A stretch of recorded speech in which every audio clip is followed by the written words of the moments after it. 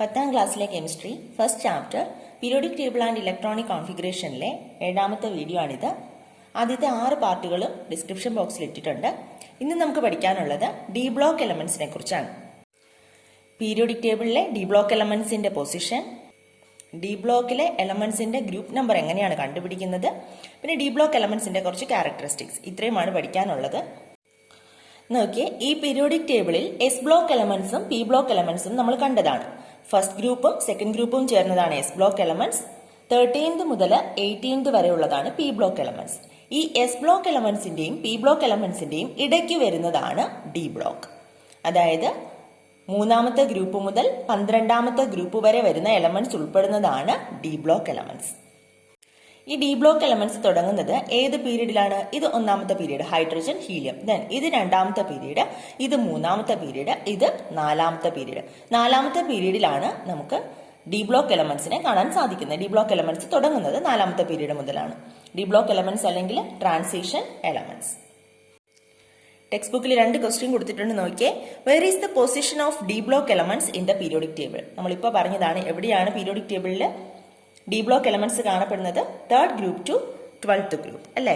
3rd group മുതൽ 12th group വരെ. From which period onwards does the D block begin? ഏത് മുതലാണ് D block ആരംഭിക്കുന്ന? ഏത് പീരീഡ് മുതലാണ്? 4th period. ഒരു എലമെന്റ് തന്നാൽ അത് ഏത് ബ്ലോക്കിലാണ് ഉൾപ്പെടുന്നതെന്ന് കണ്ടുപിടിക്കാൻ നമുക്കറിയാം. അതിന്റെ സബ് ഇലക്ട്രോണിക് കോൺഫിഗറേഷൻ ആദ്യം എഴുതുക. ലാസ്റ്റ് ഇലക്ട്രോൺ എൻറ്റർ ചെയ്യുന്നത് എസ് സബ്ഷെല്ലിലാണെങ്കിൽ അത് എസ് ബ്ലോക്ക് ആണ്, പി സബ്ഷെല്ലിലാണെങ്കിൽ പി ബ്ലോക്ക്, ഡി സബ്ഷെല്ലിലാണെങ്കിൽ ഡി ബ്ലോക്ക്, എഫ് സബ്ഷെല്ലിലാണെങ്കിൽ എഫ് ബ്ലോക്ക്. ഇനി നമുക്ക് എസിലെയും പിയിലെയും ഗ്രൂപ്പ് നമ്പർ കണ്ടുപിടിക്കാൻ നിങ്ങൾ പഠിച്ചു കഴിഞ്ഞു. ഇനി ഡി ബ്ലോക്ക് എലമെന്റ്സിലെ ഗ്രൂപ്പ് നമ്പർ എങ്ങനെ കണ്ടുപിടിക്കുമെന്ന് നോക്കാം. ഡി ബ്ലോക്കിലെ എലമെന്റ്സിന്റെ ഗ്രൂപ്പ് നമ്പർ കണ്ടുപിടിക്കുന്നത് group number equal to outermost S subshell electron plus number of electrons in D subshell. അവസാനത്തെ എസ് സബ്ഷെല്ലിലെയും ഡി സബ്ഷെല്ലിലെയും ഇലക്ട്രോൺസ് തമ്മിൽ ആഡ് ചെയ്തെടുക്കുന്ന നമ്പറാണ് ഗ്രൂപ്പ് നമ്പർ എന്ന് പറയുന്നത്. ഒരു എക്സാമ്പിൾ നോക്കാം. സ്കാൻഡിയം. സ്കാൻഡിയത്തിന്റെ അറ്റോമിക് നമ്പർ 21 ആണ്. അതിന്റെ സബ് ഇലക്ട്രോണിക് കോൺഫിഗറേഷൻ എങ്ങനെ എഴുതാം? 1s2, 2s2, 2p6, 3s2, 3p6. 3p കഴിഞ്ഞാൽ 4sലാണ് ഇലക്ട്രോൺസ് എൻറ്റർ ചെയ്യുന്നത്. 3d എഴുതിയിട്ട് 4s എഴുതിയാലും കുഴപ്പമൊന്നുമില്ല. 4sൽ എൻറ്റർ ചെയ്തിട്ട് വേണം 3dയിൽ എൻറ്റർ ചെയ്യാൻ. 4s2, 3d, 20 ആയി, 3d 1. ഈ ലാസ്റ്റ് ഡി സബ്ഷെല്ലിലെ ഇലക്ട്രോൺസും എസ് സബ്ഷെല്ലിലെ ഇലക്ട്രോൺസും തമ്മിൽ കൂട്ടുക. 2 + 1 = 3. അതായിരിക്കും ഈ സ്കാൻഡിയത്തിന്റെ ഗ്രൂപ്പ് നമ്പർ. അതായത് സ്കാൻഡിയം 3rd ഗ്രൂപ്പിലാണ് പെടുന്നത്. കണ്ടോ, സ്കാൻഡിയം 3rd ഗ്രൂപ്പിൽ ആദ്യത്തെ എലമെന്റ് ആണ് സ്കാൻഡിയം. ഡി ബ്ലോക്കിലല്ലേ? ഒരു എക്സാമ്പിളോട് നോക്കാം. മാംഗനീസ്. മാംഗനീസിന്റെ അറ്റോമിക് നമ്പർ 25 ആണ്. 1s2, 2s2, 2p6, 3s2, 3p6, 4s2, 3d 5. ഇതിൽ ഡിയുടെ ഇലക്ട്രോൺസും എസിന്റെ ഇലക്ട്രോൺസും തമ്മിൽ ആഡ് ചെയ്താൽ 2 + 5 = 7. അപ്പോൾ 7th ഗ്രൂപ്പിലാണ് മാംഗനീസ് ഉൾപ്പെടുന്നത്. അപ്പൊ ഡി ബ്ലോക്കിലാണ് ലാസ്റ്റ് ഇലക്ട്രോൺ എൻറ്റർ ചെയ്യുന്നതെങ്കിൽ അത് ഡി ബ്ലോക്ക് ആണ്. ഡി ബ്ലോക്ക് എലമെന്റ്സിന്റെ ഗ്രൂപ്പ് നമ്പർ കണ്ടുപിടിക്കാൻ എന്ത് ചെയ്യും? ഡി സബ്ഷെല്ലിലെ ഇലക്ട്രോൺസും ലാസ്റ്റിലെ ഡി സബ്ഷെല്ലിലെ ഇലക്ട്രോൺസും തൊട്ടടുത്ത് കിടക്കുന്ന എസ് സബ്ഷെല്ലിലെ ഇലക്ട്രോൺസും തമ്മിൽ ആഡ് ചെയ്ത് കിട്ടുന്ന സംഖ്യയാണ് ആ ഗ്രൂപ്പ് നമ്പർ എന്ന് പറയുന്നത്. അപ്പോൾ ഇത് 7th ഗ്രൂപ്പിലാണ് മാംഗനീസ്. 7th ഗ്രൂപ്പിലാണോ മാംഗനീസ് എന്ന് നോക്കാം. 7th ഗ്രൂപ്പിലാണ് മാംഗനീസ് ഉള്ളത്. അപ്പൊ ഇങ്ങനെയാണ് ഡി ബ്ലോക്ക് എലമെന്റ്സിന്റെ ഗ്രൂപ്പ് നമ്പർ കണ്ടുപിടിക്കുന്നത്. അപ്പൊ നമ്മളിപ്പോൾ പറഞ്ഞ ഗ്രൂപ്പ് നമ്പർ കണ്ടുപിടിക്കുന്ന കാര്യമാണ് ഇവിടെ എഴുതിയിരിക്കുന്നത്. The group number of the D block elements will be the same as the sum of electrons in the outermost S subshell and number of electrons in the preceding D subshell. ഈ 3 മുതൽ 12 വരെ ഗ്രൂപ്പിലുള്ള elements ആണ് D block elements അല്ലെങ്കിൽ transition elements എന്ന് നമ്മൾ പറഞ്ഞു. ഈ 12ാമത്തെ ഗ്രൂപ്പിലെ സിങ്ക്, കാഡ്മിയം, മെർക്കുറി ഇങ്ങനെ വരുന്ന എലമെന്റ്സ് ഈ ഡി ബ്ലോക്ക് എലമെന്റ്സിന്റെ ക്യാരക്ടറിസ്റ്റിക്സ് കാണിക്കില്ല. അപ്പൊ അതുകൊണ്ട് ഈ ഗ്രൂപ്പ് എലമെന്റ്സിന്റെ 12ാമത്തെ ഗ്രൂപ്പിലെ എലമെന്റ്സിനെ പറയുന്ന പേരാണ് സ്യൂഡോ ട്രാൻസിഷൻ എലമെന്റ്സ്. മലയാളത്തിൽ അതിനെ കപട സംക്രമണ മൂലകങ്ങൾ എന്ന് പറയും. അപ്പൊ അതാണ് ഈ കോളത്തിൽ കൊടുത്തിരിക്കുന്നത്. ഇത് എക്സ്ട്രാ റീഡിങ്ങിനുള്ളതാണ്, നിങ്ങൾക്ക് പഠിക്കാനുള്ളതല്ല. Characteristics of D block elements. D block elements are those in which the last electron is filled in the D subshell of the penultimate shell. They are also known as transition elements. അപ്പോൾ transition elements എന്ന് വിളിക്കുന്നത് എന്തുകൊണ്ടാണ്? Last electrons fill ചെയ്യുന്നത് D സബ്ഷെല്ലിലാണ്. Penultimate shell last ഷെല്ലിന് തൊട്ടു മുന്നിലുള്ള ഷെല്ലായ D സബ്ഷെല്ലിലാണ് last electron entry ചെയ്യുന്നത്. അതുകൊണ്ട് ഇതിനെ ട്രാൻസിഷൻ എലമെന്റ്സ് എന്നും കൂടെ വിളിക്കുന്നുണ്ട്. നമ്മൾ നേരത്തെ പറഞ്ഞൊരു എക്സാമ്പിൾ തന്നെ നോക്കിയാൽ scandium 21 1s2 2s2 2p6 3s2 3p6. അത് കഴിഞ്ഞിട്ട് 4sലാണ് ഇലക്ട്രോൺസ് എൻട്രി ചെയ്യുന്നതെങ്കിലും ഇതിന്റെ ഓർഡർ വരുന്നത് 3d അല്ലേ, 3p കഴിഞ്ഞിട്ട് 3s 3p 3d, അത് കഴിഞ്ഞിട്ട് 4s. ഇലക്ട്രോൺസ് എൻട്രി ചെയ്യുന്നത് ഇതിന്റെ ഇൻക്രീസിംഗ് ഓർഡർ ഓഫ് എനർജിയുടെ അടിസ്ഥാനത്തിലാണ്. അപ്പോൾ 4sൽ നമ്മൾ ഇലക്ട്രോൺസ് എൻട്രി ചെയ്തിട്ടാണ് ഡി സബ്ഷെല്ലിൽ എൻട്രി ചെയ്യുന്നത്.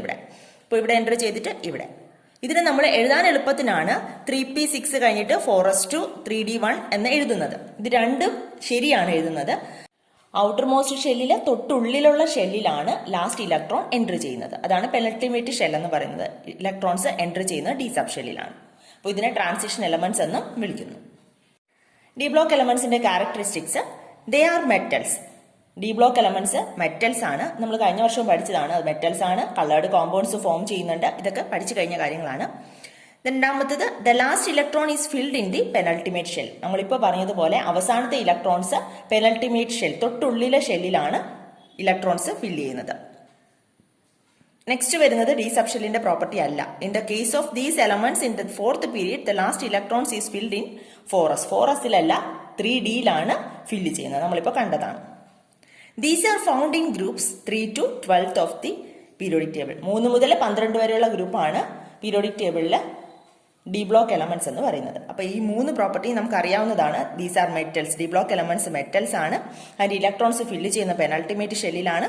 3 മുതൽ 12 വരെയുള്ള ഗ്രൂപ്പിലാണ് ഡി ബ്ലോക്ക് എലമെന്റ്സ് ഉൾപ്പെടുന്നത്. നോക്കി, എസ് ബ്ലോക്കിലും പി ബ്ലോക്കിലും നമ്മൾ പഠിച്ചിട്ടുണ്ട്. അതിന്റെ ഗ്രൂപ്പ് വൈസിൽ അതിന്റെ പ്രോപ്പർട്ടീസ് സിമിലാരിറ്റി കാണിക്കുന്നുണ്ട്.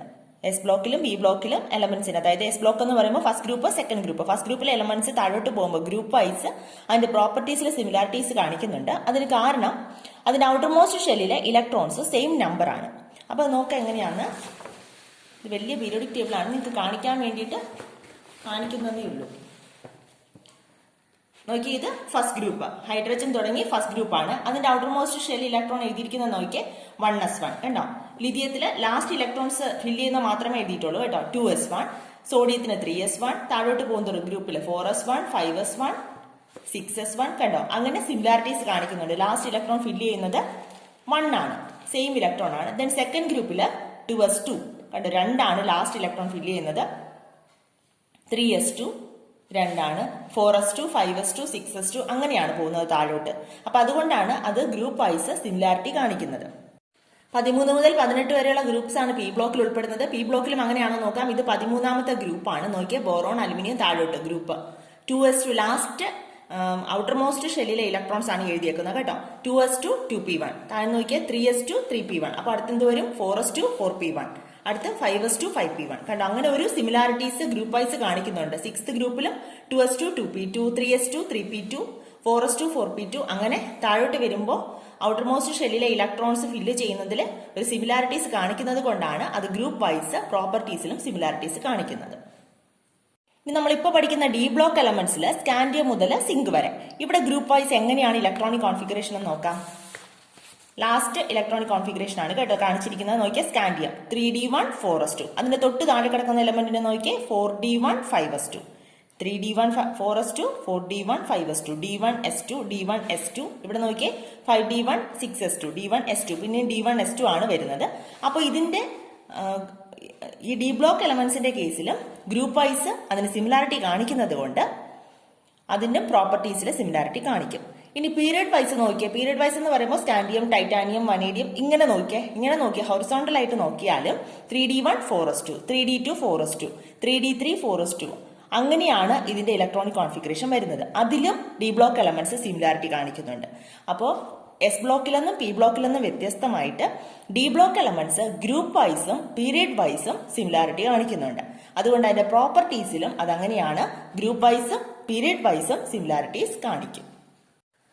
നോക്കി അതാണ് ഇവിടെ തന്നിരിക്കുന്നത്. The outermost subshell electronic configuration of the transition elements are generally the same in a group and also along a period. Therefore, they show similarities in properties not only in groups but also in periods. അതുകൊണ്ട് ഇവ ഗ്രൂപ്പിൽ മാത്രമല്ല പീരിയഡ്സിലും ഗ്രൂപ്പിലും അതിന്റെ പ്രോപ്പർട്ടീസിലെ similarities കാണിക്കും. Oxidation state of D block elements. D block എലമെന്റ്സിന്റെ ഓക്സിഡേഷൻ സ്റ്റേറ്റ്. അപ്പോൾ വാലൻസി എന്താണെന്ന് നമുക്കറിയാം. Valency is the number of electrons lost or gained or shared by atoms during chemical bond formation. അപ്പോൾ ഒരു കെമിക്കൽ റിയാക്ഷനിൽ പങ്കെടുക്കുമ്പോൾ ഒരു ആറ്റം ഇലക്ട്രോണിനെ ലോസ് ചെയ്യുകയോ അക്സെപ്റ്റ് ചെയ്യുകയോ ഷെയർ ചെയ്യുകയോ ചെയ്യുന്ന ആ നമ്പർ ഓഫ് ഇലക്ട്രോൺസ് ആണ് വാലൻസി എന്ന് പറയുന്നത്.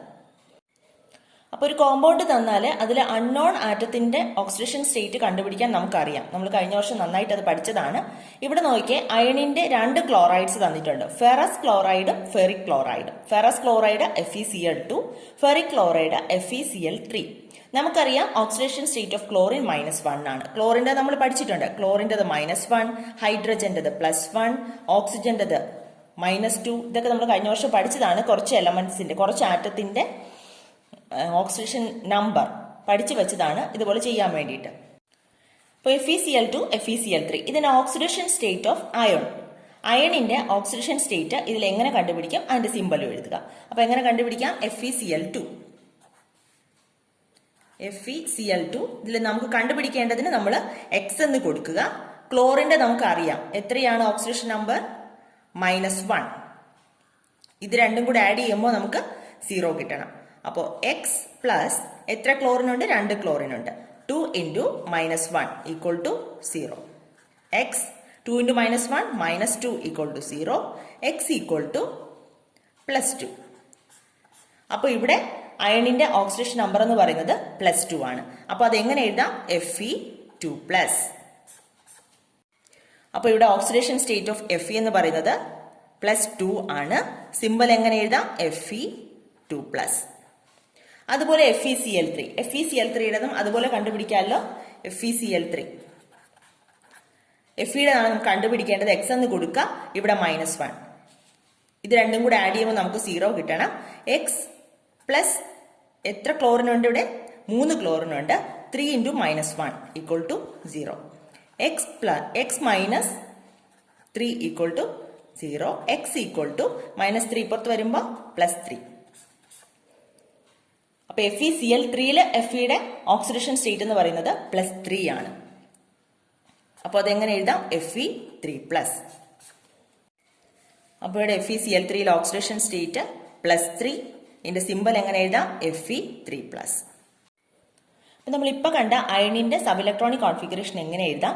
അയണിന്റെ അറ്റോമിക് നമ്പർ 26 ആണ്. 1s2, 2s2, 2p6, 3s2, 3p6, 4s2, 3d6. ഇതിനെ തിരിച്ചും എഴുതാം കേട്ടോ. 3d6, 4s2 എന്നും എഴുതാം. അതിന്റെ ഓർഡർ, ഇലക്ട്രോൺസ് ഫില്ല് ചെയ്യുന്ന ഓർഡർ മാത്രം ഓർത്തിരിക്കുക. 3p കഴിഞ്ഞിട്ട് 4sൽ ഫില്ല് ചെയ്തിട്ടേ 3dയിൽ ഫില്ല് ചെയ്യുള്ളൂ.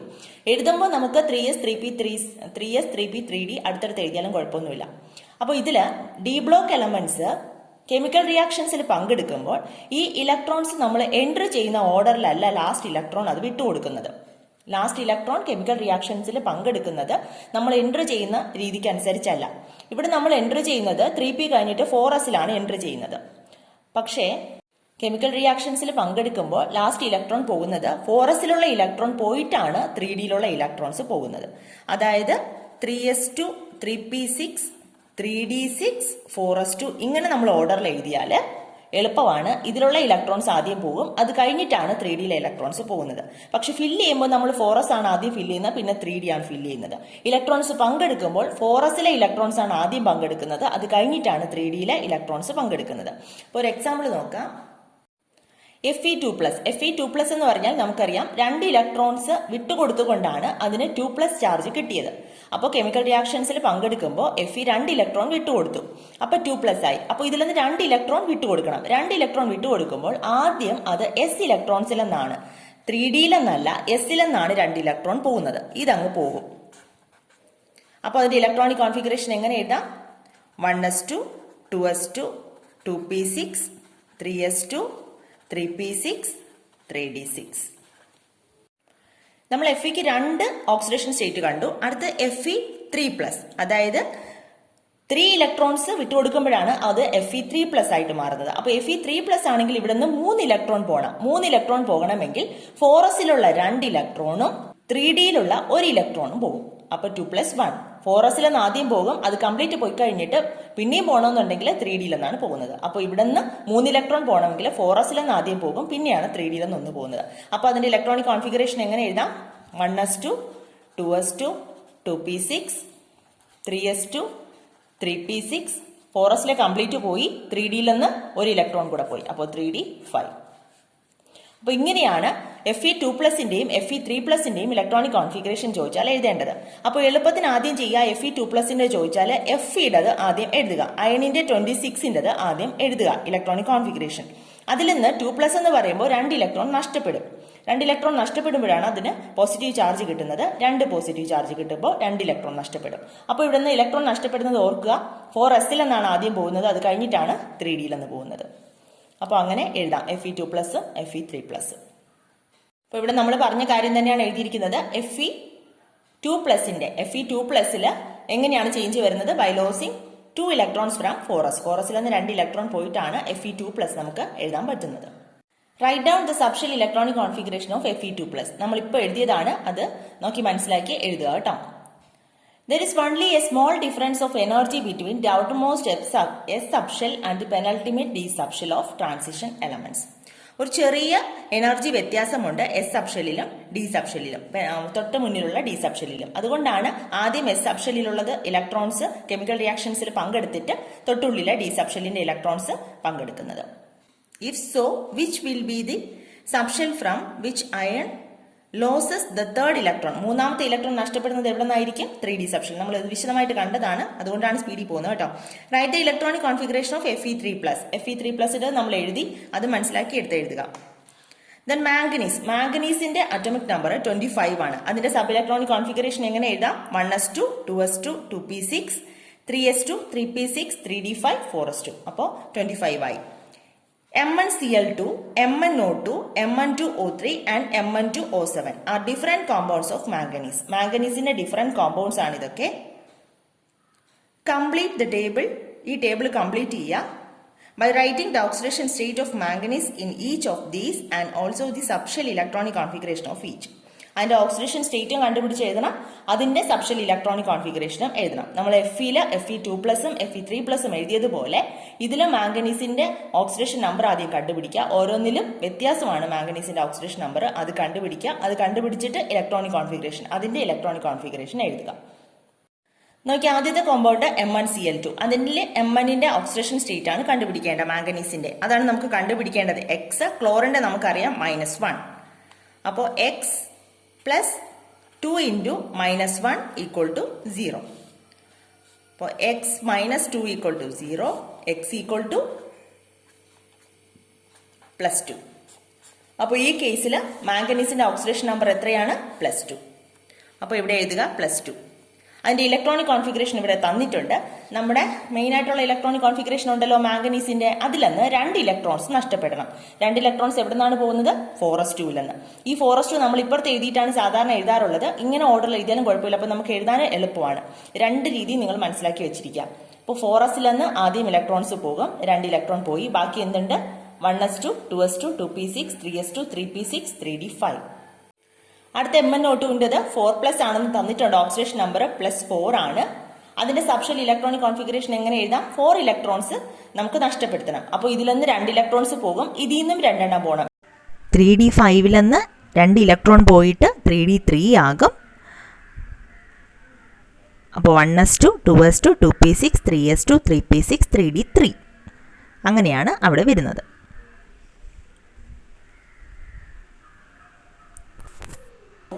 Mn2O3 അതിലെ ഓക്സിഡേഷൻ നമ്പർ നോക്കാം. Mn2O3ല് മാംഗനീസിന്റെയാണ് കണ്ടുപിടിക്കേണ്ടത്. X എന്ന് കൊടുക്കുക. ഓക്സിജന് നമുക്കറിയാം -2 ആണ് ഓക്സിഡേഷൻ നമ്പർ.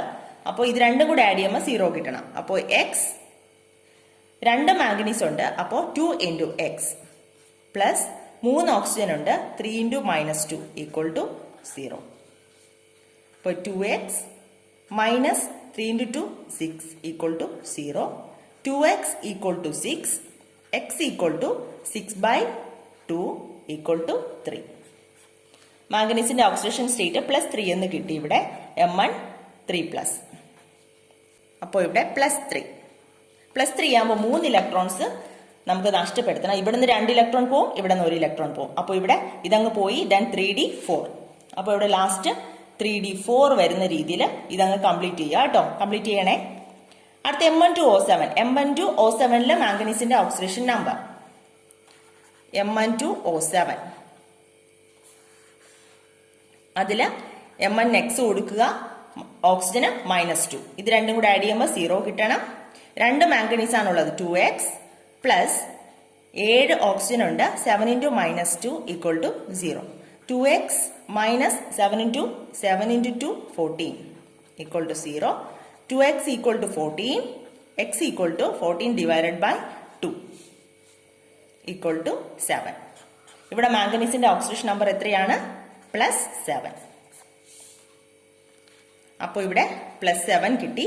അപ്പോൾ 7 ഇലക്ട്രോൺസ് നഷ്ടപ്പെടുത്തണം ഈ കോമ്പൗണ്ട് ഫോം ചെയ്യണമെങ്കിൽ. മഗ്നീഷ്യവും ഓക്സിജനും ചേർന്ന് Mn2O7 ഫോം ചെയ്യണമെങ്കിൽ 7 ഇലക്ട്രോൺസ് ഇതിൽ നിന്ന് കളയണം. അപ്പോൾ ഇവിടെ നിന്ന് 2 എണ്ണം പോയി, ഇവിടെ നിന്ന് 2 എണ്ണം. 5 + 2 7. അപ്പോൾ ഇത്രയും അങ്ങ് കളഞ്ഞ് 3p6 വന്ന് നിൽക്കത്തക്കവണ്ണം ഇത് എഴുതുക. 1s2 2s2 2p6 3s2 3p6. ഇവിടെ 1s2 2s2 2p6 3s2 3p6 3d4. When S and P block elements take part in chemical reactions, the electrons in the outermost shell are involved.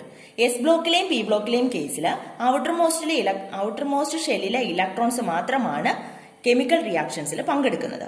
But in the case of transition elements, the difference in energy between the outermost S subshell and the penultimate D subshell is very small.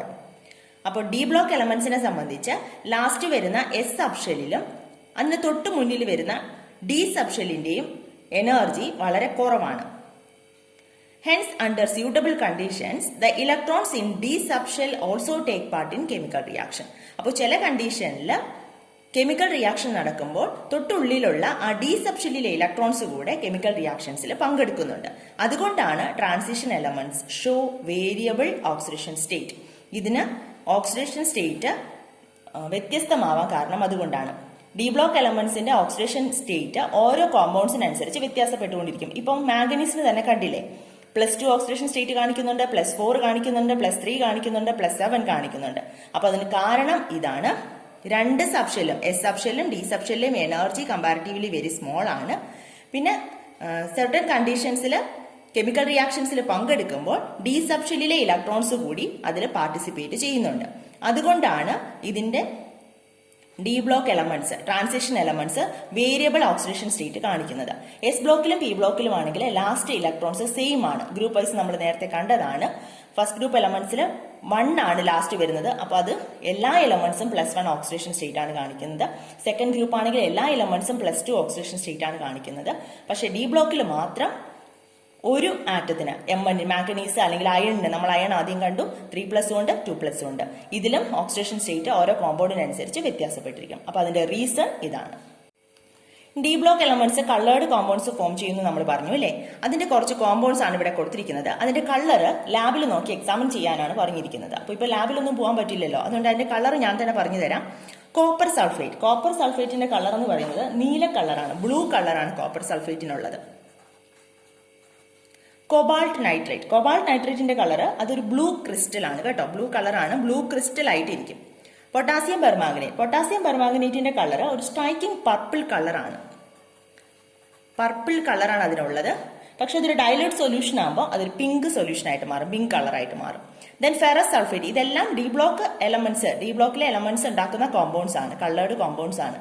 Ferrous സൾഫേറ്റിന്റെ colour light green ആണ്. അപ്പൊ അതുപോലെയുള്ള ഒരു compound എഴുതാൻ തന്നിട്ടുണ്ട്. Ferrous nitrate എഴുതാം. Ferrous nitrate, അതിന്റെ കളറും ഗ്രീൻ തന്നെയാണ് കേട്ടോ. Most of the coloured salts are compounds of transition elements. സാധാരണയായിട്ട് നമുക്ക് കിട്ടുന്ന കളേർഡ് സോൾട്ട്, നമ്മൾ ഉപയോഗിക്കുന്ന കളേർഡ് സോൾട്ട് എല്ലാം ട്രാൻസിഷൻ എലമെന്റ്സിന്റെ കോമ്പൗണ്ട്സ് ആണ്. ഈ ഡി ബ്ലോക്ക് എലമെന്റ്സ് ഉൾപ്പെടുന്ന കോമ്പൗണ്ട്സ് ആണ്. The colour is due to the presence of transition metal ions present in these compounds. ഇതിന്റെ കളറിന് കാരണം ഈ കോമ്പൗണ്ടിലുള്ള ട്രാൻസിഷൻ മെറ്റൽ അയോൺ ആണ്. അതായത് Mn അടങ്ങിയിട്ടുള്ളതിൽ നമ്മൾ കണ്ടില്ലേ, ഇത്രയും ഓക്സിഡേഷൻ സ്റ്റേറ്റ് കണ്ടില്ലേ, അതുകൊണ്ട് പല കോമ്പൗണ്ട്സും ഉണ്ടാക്കാം, പല coloured compounds. D block elements form ചെയ്യുന്ന അയോൺസ് ആണ് ഈ കളേർഡ് കോമ്പൗണ്ട്സിന് കാരണം. Compounds of transition elements are used for giving color to glasses and in oil paintings. അപ്പോൾ ഗ്ലാസിന് കളർ കൊടുക്കാനും ഓയിൽ പെയിന്റിങ്ങിനുമൊക്കെ ട്രാൻസിഷൻ എലമെന്റ്സ് ഉപയോഗിക്കാറുണ്ട്. അപ്പോൾ ഇത്രയുമാണ് ഡി ബ്ലോക്ക് എലമെന്റ്സിൽ പഠിക്കാനുള്ളത്. ഏത് ഗ്രൂപ്പ് മുതൽ ഏത് ഗ്രൂപ്പ് വരെയാണ് ഡി ബ്ലോക്ക് എലമെന്റ്സ് എന്ന് കണ്ടു, 3 മുതൽ 12th വരെ. പിന്നെ അതിന്റെ ഗ്രൂപ്പ് നമ്പർ എങ്ങനെയാണ് കണ്ടുപിടിക്കുന്നതെന്ന് കണ്ടു. സബ്ഷെൽ ഇലക്ട്രോണിക് കോൺഫിഗറേഷൻ എഴുതുക, ഔട്ടർ മോസ്റ്റ് സബ്ഷെല്ലിലെ ഇലക്ട്രോൺസും പിന്നെ അതിന്റെ തൊട്ട് മുന്നിലുള്ള ഡി സബ്ഷെല്ലിലെ ഇലക്ട്രോൺസും തമ്മിൽ ആഡ് ചെയ്ത് കിട്ടുന്ന നമ്പറാണ് അതിന്റെ ഗ്രൂപ്പ് നമ്പർ. പിന്നെ നമ്മൾ കണ്ടത് അതിന്റെ കുറച്ച് ക്യാരക്ടറിസ്റ്റിക്സ് ആണ്. മെറ്റൽസ് ആണ്, കളേർഡ് കോമ്പൗണ്ട്സ് ഫോം ചെയ്യും, പിന്നെ ഏത് ഗ്രൂപ്പ് മുതൽ ഏത് ഗ്രൂപ്പ് വരെയാണ് അത് ഉള്ളത്, പിന്നെ പെനൾട്ടിമേറ്റ് ഷെല്ലിലാണ് ലാസ്റ്റ് ഇലക്ട്രോൺ ഫില്ല് ചെയ്യുന്നത് നമ്മൾ കണ്ടു. പിന്നെ നമ്മൾ ലാസ്റ്റ് കണ്ടത് അതിന്റെ ഓക്സിഡേഷൻ സ്റ്റേറ്റ് എഴുതുന്നതാണ്. D block elements different oxidation state കാണിക്കുന്നുണ്ട്. അതെ, ലാസ്റ്റിലെ എസ് സബ്ഷെല്ലും ഡി സബ്ഷെല്ലിലെയും ഇലക്ട്രോൺസ് കെമിക്കൽ റിയാക്ഷൻസിൽ പങ്കെടുക്കുന്നത് കൊണ്ടാണ് അത് ഡിഫറെന്റ് ഓക്സിഡേഷൻ സ്റ്റേറ്റ് കാണിക്കുന്നത്. ദെൻ കളേർഡ് കോമ്പൗണ്ട്സ് ഫോം ചെയ്യുന്നത് കണ്ടു. കളേർഡ് കോമ്പൗണ്ട്സ് ഫോം ചെയ്യുന്നതിന് കാരണം ട്രാൻസിഷൻ എലമെന്റ്സിന്റെ അയോൺസിന്റെ സാന്നിധ്യം. കളേർഡ് കോമ്പൗണ്ട്സിലെ ട്രാൻസിഷൻ മെറ്റൽ അയോൺസിന്റെ സാന്നിധ്യമാണ് അതിന് കളർ കൊടുക്കുന്നത്. പിന്നെ ഗ്ലാസിന് കളർ കൊടുക്കാനും ഓയിൽ പെയിന്റിങ്ങിനും എല്ലാം ട്രാൻസിഷൻ എലമെന്റ്സ് ഉപയോഗിക്കുന്നുണ്ട്. അപ്പോൾ ഇത്രയുമാണ് നമുക്ക് ഡി ബ്ലോക്ക് എലമെന്റ്സിനെ കുറിച്ച് പഠിക്കാനുള്ളത്. ക്ലിയറായി മനസ്സിലായെന്ന് വിചാരിക്കുന്നു. അടുത്ത് പഠിക്കാനുള്ളത് എഫ് ബ്ലോക്ക് എലമെന്റ്സിനെ കുറിച്ചാണ്. അപ്പോൾ അത് അടുത്ത ക്ലാസ്സിൽ പഠിക്കാം. നെക്സ്റ്റ് ക്ലാസ്സിൽ കാണാം. താങ്ക്